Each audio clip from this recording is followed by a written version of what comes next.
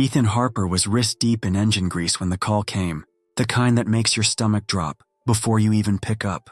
It was a cold Thursday night in Pittsburgh, the kind where the wind off the Allegheny River bites through your jacket and the old steel mills loom like ghosts in the distance. At 32, Ethan had carved out a decent life, a small house he'd scraped to buy, a steady gig as a mechanic fixing machines most folks couldn't name, and a quiet pride that he'd done it all on his own.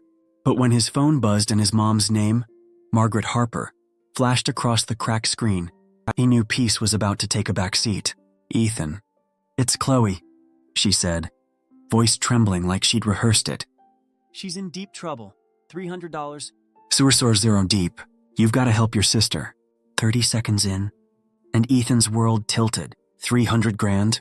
For Chloe, the girl who'd never held a job longer than a month. He set the wrench down slow, oil dripping onto the concrete floor of his workshop, and tried to keep his voice steady. What'd she need that kind of cash for? "Mom?" Margaret sighed, long and heavy, like he was the one being unreasonable. "It's for Ryan, her boyfriend. They're planning some big trip. Maldives, I think." Things got out of hand.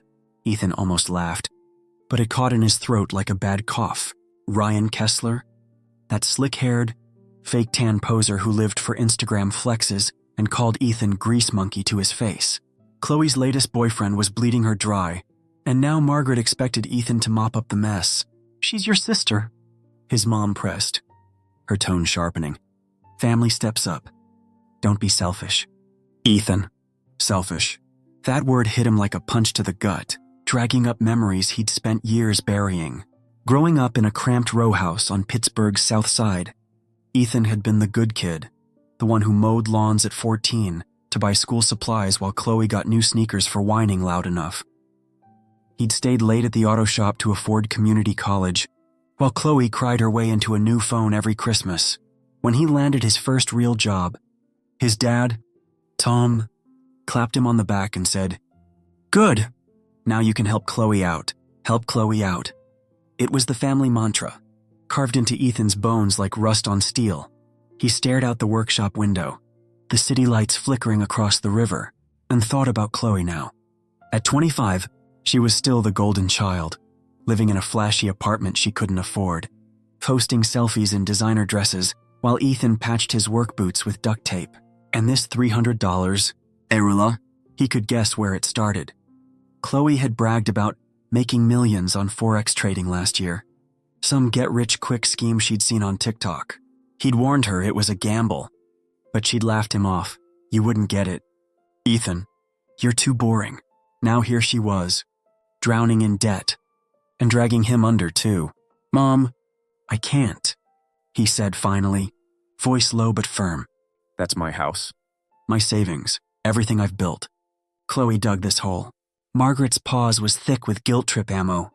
Then she fired, "If you don't help, those loan sharks will come for her. You want that on your conscience." Ethan gripped the phone tighter, the grease on his fingers smearing the case. He saw Chloe's face in his mind, smirking, untouchable, probably sipping a cocktail with Ryan while he stood here covered in grit. "She's a grown woman," he shot back. "Let her figure it out." He hung up before Margaret could argue. But the weight didn't lift. He knew this wasn't the end.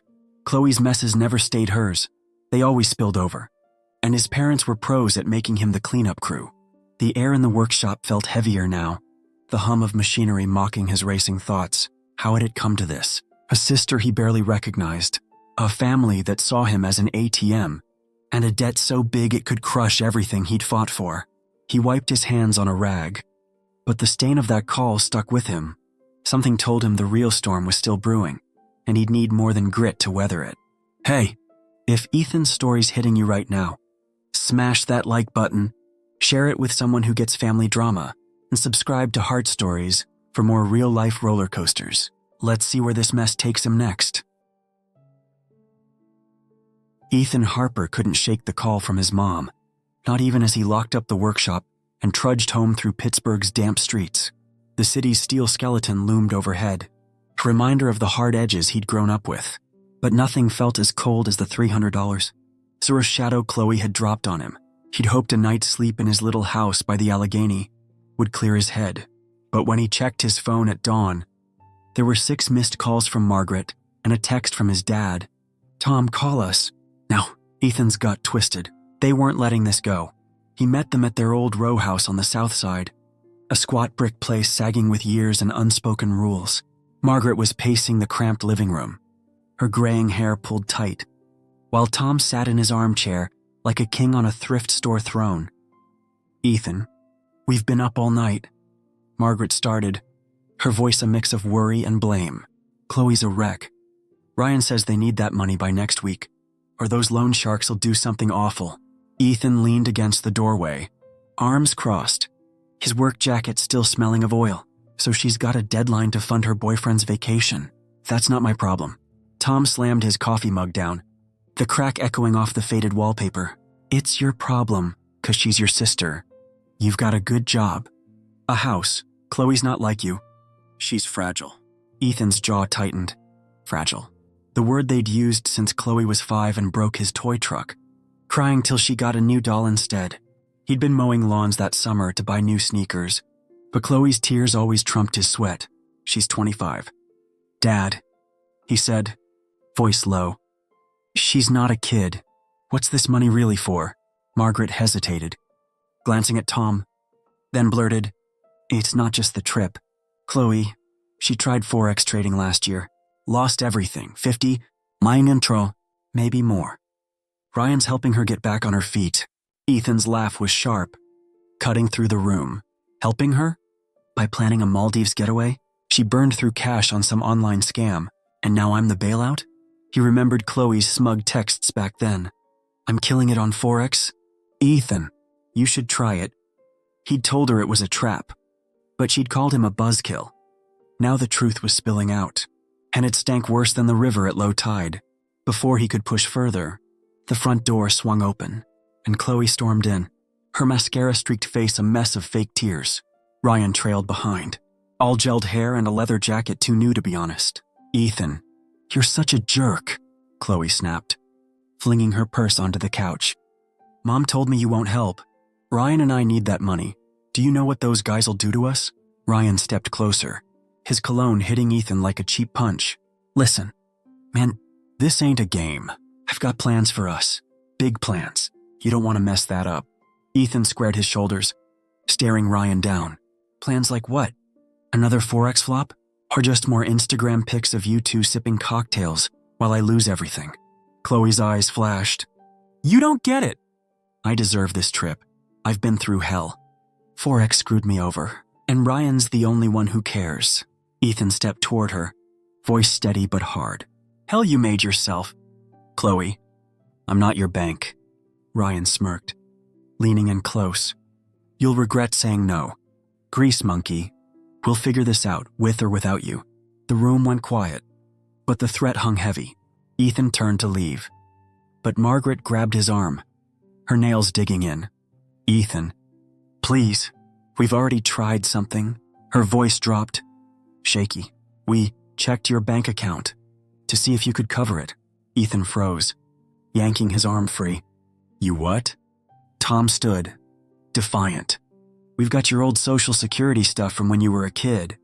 We didn't take anything, just looked. You've got enough." "Ethan, don't make this harder." His mind raced, the betrayal sinking in like rust on fresh steel.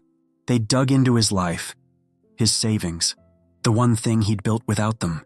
He thought of his house, 2 bedrooms, a leaky roof he'd fixed himself, the mortgage he'd fought to pay. "You had no right," he said, barely above a whisper. Margaret started crying, real tears this time. "We're desperate. Chloe's all we've got left to believe in." Ethan looked at her, then at Tom's stony face, then at Chloe, who was already scrolling her phone like the fight was over. Ryan just watched, smirking, like he'd won something. Ethan drove home in a daze, the city's lights blurring past his windshield. He checked his bank app, nothing missing yet, but the login attempts were there, flagged in red. His parents had his info, and they weren't bluffing. Chloe's debt wasn't just her mess anymore. It was a noose tightening around his neck. And Ryan? That guy wasn't planning a trip. He was planning a con. Ethan gripped the steering wheel, knuckles white. He'd spent years lifting himself out of their chaos, but now it was clawing him back. The real kicker. He couldn't shake the feeling they weren't done yet, and whatever came next would hit harder than words. Ethan Harper couldn't sit still after that night at his parents' house. The sting of their betrayal buzzing in his head like a busted engine. Pittsburgh's gray dawn filtered through his kitchen window, casting shadows over the coffee he'd let go cold. His bank app still showed those red-flagged login attempts, his own family trying to claw into his life. He'd built that life from scratch, hauling himself out of the South Side's grit with late nights at the shop and a stubborn streak nobody could break. But now Chloe's $300, zero mess, and his parents' reckless loyalty threatened to yank it all away. He needed answers, and he wasn't waiting for another guilt-soaked call. He drove to Chloe's place in Strip District, a trendy loft she had no business affording. The building gleamed with hipster polish, all glass and steel, a far cry from the rusty row houses he'd grown up in. Ethan buzzed the intercom, half expecting her to dodge him, but the door clicked open. Upstairs, Chloe lounged on a white leather couch, scrolling Instagram, her nails tapping the screen. Ryan sprawled beside her, shirt unbuttoned like he was posing for a photo shoot, a smirk curling his lips when Ethan walked in. "Well, look who's here," Ryan drawled, tossing his phone aside. "Mr. Fix-It ready to save the day?" Ethan didn't flinch. He stood in the doorway, still in his oil-stained jacket, and cut straight to it. "I'm not here to play games." "That $300, so what's it really for? 'Cause I'm not buying the Maldives sob story anymore." Chloe rolled her eyes, tossing her hair like she was auditioning for a drama. "God, Ethan, you're so dramatic. It's for Ryan's business, travel's part of it. And yeah, I messed up with forex. Okay? Lost like 60. No, but this'll fix everything." Her voice had that whiny edge, the one she'd used since she was 8 to dodge trouble. "Fix everything?" Ethan stepped closer, his boots scuffing the polished floor. "You torched your own cash on some trading scam, and now you're in bed with loan sharks. How's a luxury trip gonna fix that?" Ryan stood, puffing his chest like a guy who'd never thrown a real punch. "It's an investment. Man, I've got connections, big players. Chloe's in on it. You'd know that if you weren't too busy playing martyr." Ethan's laugh was dry, bitter. "Connections? You mean the kind that leave my sister owing $300? So, I'm not funding your con, Ryan." Chloe shot up, her face twisting. "You're such an asshole. Mom and Dad said you'd help. They always said you're the strong one. But you're just selfish." That word again, selfish, hit Ethan like a slap, echoing years of his parents' warped logic. He'd worked doubles to pay for trade school, while Chloe partied through high school. But he was the selfish one? Before he could fire back, Ryan stepped between them, his voice dropping low. "You don't get it, grease monkey. This isn't a request. You're in this whether you like it or not. Walk away, and I'll make sure you regret it." Ethan squared up, his fists clenching. "Threaten me again, and you'll wish you hadn't." Ryan smirked, unfazed, and Chloe just huffed, flopping back onto the couch. Ethan turned to leave, but something Chloe muttered stopped him cold. Mom and Dad already handled it anyway. He spun around, heart thudding. "Handled what?" She froze, eyes darting to Ryan, who glared at her like she'd spilled a secret. "Nothing," she mumbled. But Ethan wasn't letting it slide. "Handled what?" "Chloe?" He didn't wait for an answer. He stormed out, drove straight to his bank, and demanded a full credit check. The teller's face paled as she scrolled through his file. "Mr. Harper, there's a 70 Trusty loan under your name, opened 3 months ago. It's tied to your social security number and an old address on South Side." Ethan's knees buckled. That was his parents' house, the one he'd moved out of at 18 when Tom told him to pay rent or get lost. The loan payments were overdue, and a foreclosure notice was already flagged on his house, the one he'd poured 8 years of sweat into. "I didn't sign for this," he said, voice shaking. The teller nodded grimly. "You'll need to file fraud. Whoever did this had your personal info." Back home, Ethan dug through old mail and found a crumpled bank statement his mom had accidentally sent him months ago.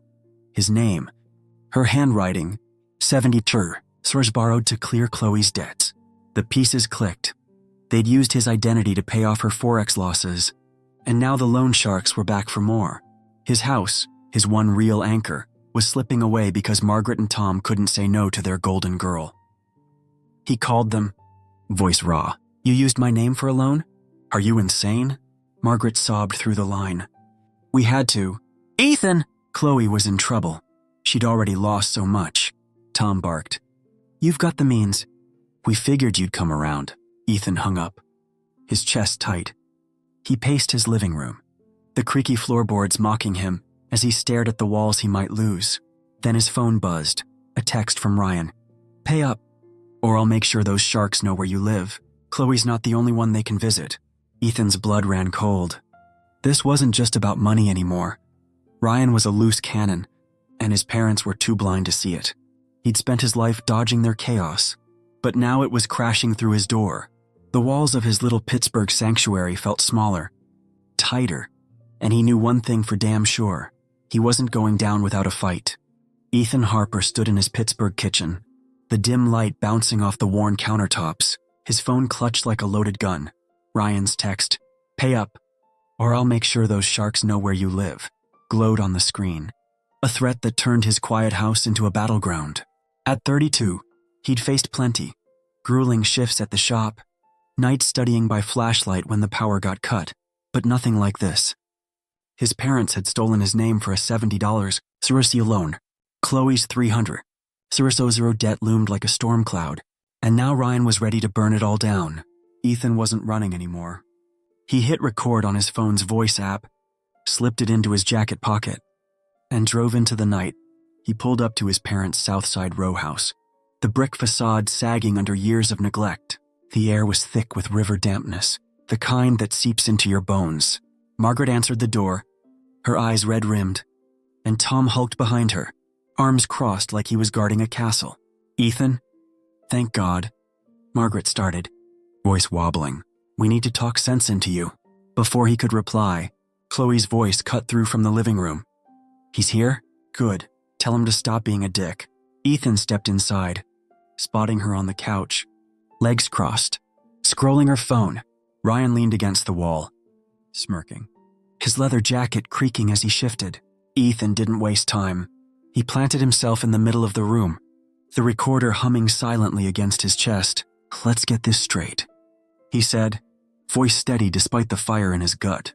"You used my name for a 70 Surusio loan to clean up Chloe's forex mess. Now you want 300 Surusio more for her boyfriend's scam. I'm done being your ATM. Explain yourselves." Tom's face darkened, veins bulging in his neck. "You've got no right to judge. That loan was to save Chloe. Those traitors ruined her, and we had to step in." Margaret wrung her hands, her plea spilling out. "We didn't want to tell you, Ethan, but we had no choice. She owed so much, and you're doing fine. Your house, your job, we figured you could handle it." Chloe tossed her hair, glaring at him. "Yeah, and if you just paid up, Ryan wouldn't have to push so hard. You're making this a big deal for nothing." Ethan's eyes flicked to Ryan, who cracked his knuckles with a grin. "She's right. Grease monkey. I told him you'd cave if we leaned on you. That loan was just the start." Ethan kept his cool, letting them dig deeper. "So you admit it," he said, slow and deliberate. "You took 70 Surusio in my name, and now you're shaking me down for more?" Tom snapped. "Damn right we did. Your family. Chloe's life matters more than your precious house." Margaret nodded, desperate. "We'd do it again. Ethan, she's our baby." Ryan stepped closer, his breath hot with cheap cologne. "And that 300? No, it's mine now. Business needs it. You don't play ball. I'll send those guys to your doorstep. They don't mess around." The room pulsed with their words, every syllable a nail in their own coffin. Ethan's heart pounded, but he stayed calm, letting the recorder catch it all. "You're threatening me with loan sharks?" he asked, baiting them. Ryan laughed, low and mean. "Call it motivation. Chloe's worth it, unlike you." Chloe chimed in, smug. "Mom and Dad know I'm the priority. That loan was their idea, suck it up." Ethan stared at them, his parents' blind devotion. Chloe's entitlement. Ryan's venom, and felt something snap. He'd heard enough. He pulled out his phone, stopped the recording, and slipped it back into his pocket. "You're done," he said, voice like steel. Tom lunged forward, grabbing his arm. "What's that mean? You gonna walk out on us?" Ethan shook him off, meeting his glare. "You'll see." He stormed out, the door slamming behind him, their shouts fading into the night. Back home, he uploaded the file, 6 minutes of pure confession, and emailed it to his bank's fraud team with a note. "Identity theft by my family. Check this." Then he forwarded it to the Pittsburgh PD, attaching the loan docs and Ryan's text. His hands shook as he hit send, but a strange calm settled over him. He'd fired the first shot. By morning, the wheels were turning. The bank called, voice tight. "Mr. Harper, we've frozen the loan and flagged it as fraud. Police are involved. This recording's gold." Hours later, a detective rang. "We're looking into Chloe Harper and Ryan Kessler. That 300? Source some ties to a bigger racket. Loan sharks. Fake investments. Your evidence cracked it open." Ethan sat on his porch, the river glinting under a cloudy sky, and let it sink in. Chloe and Ryan weren't just leeches, they were crooks, and his parents had bankrolled their fall. The detective added, "We're raiding their place tonight. Stay low, things might get messy." Ethan nodded, staring at his house, the one they'd nearly stolen. Messy didn't scare him. He'd lived messy his whole life. But as dusk fell over Pittsburgh, headlights flashed down his street. A black SUV rolled up, 2 guys in hoods stepping out, eyes locked on his door. Ryan hadn't bluffed. The sharks were here. Ethan grabbed a wrench from his toolbox, his pulse racing. He'd given the cops the truth. But now he had to survive the lie's backlash. The doorbell rang, sharp and final, and he knew this was it, the fight he couldn't outrun. Ethan Harper didn't sleep that night, not with the wrench still gripped in his hand and the echo of the doorbell fading into Pittsburgh's damp air. The black SUV lingered outside his house, shadowy figures pacing the curb. But before they could knock again, red and blue lights flooded the street. Cops swarmed in, tires screeching, and Ethan watched from his porch as the loan sharks scattered. Too late. The detective from earlier called an hour later. "We nabbed him mid-threat. Thanks to your tip. Chloe and Ryan are in custody too. Raided their loft at dawn." Ethan exhaled, the weight of years lifting just a fraction. It was over, or so he thought. The news hit Pittsburgh like a steel hammer. Chloe Harper and Ryan Kessler, caught in a fraud ring tied to fake investments and predatory loans, faced charges that could lock them up for a decade. The police had seized laptops, fake IDs, and a ledger showing Chloe's forex losses weren't bad luck. She'd funneled cash to Ryan's scams, duping friends and family alike. The $300,000 debt was just the tip. They'd swindled twice that from others.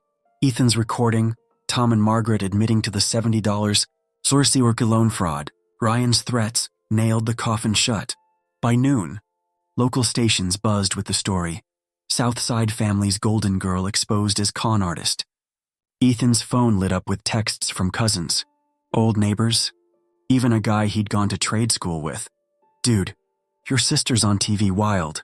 But the call he dreaded came that evening. Margaret's voice trembled through the line. "Ethan, they took Chloe, handcuffs and all.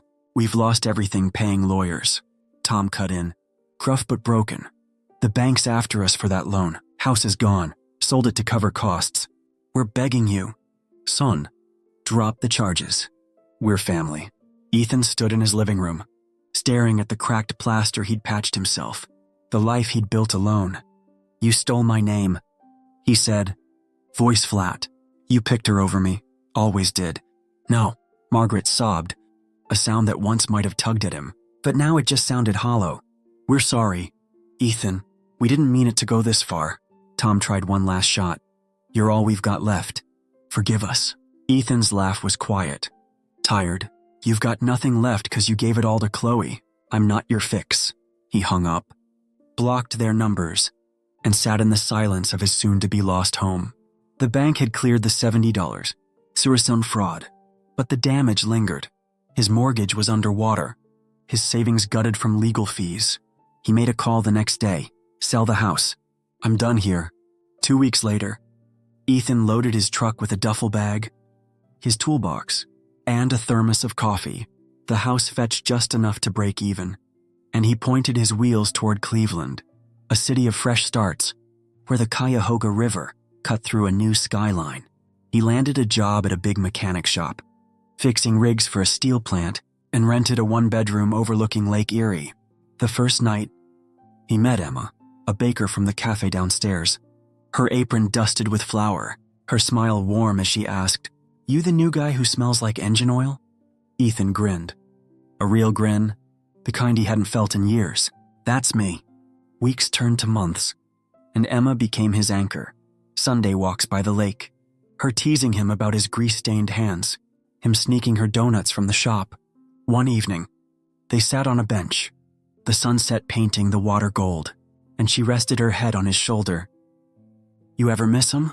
she asked. Soft, Ethan thought of Chloe in jail, his parents in a cheap rental, the chaos he'd left behind. "Nah," he said. "Missed myself more. Took leaving to find him again." Emma squeezed his hand, and for the first time, freedom didn't feel like a fight. It felt like home. Ethan Harper had walked away from a family that never saw him, sold the last tie to his old life, and found something better in Cleveland's quiet corners. He wasn't just a mechanic now. He was a man who'd reclaimed his own story. And with Emma by his side, he knew the past couldn't touch him anymore.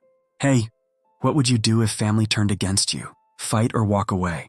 That's the lesson here. Sometimes freedom's worth more than forgiveness. If Ethan's journey hit you, smash that like, share it with someone who gets it, and subscribe to Heartstories. We've got more real-life twists coming your way.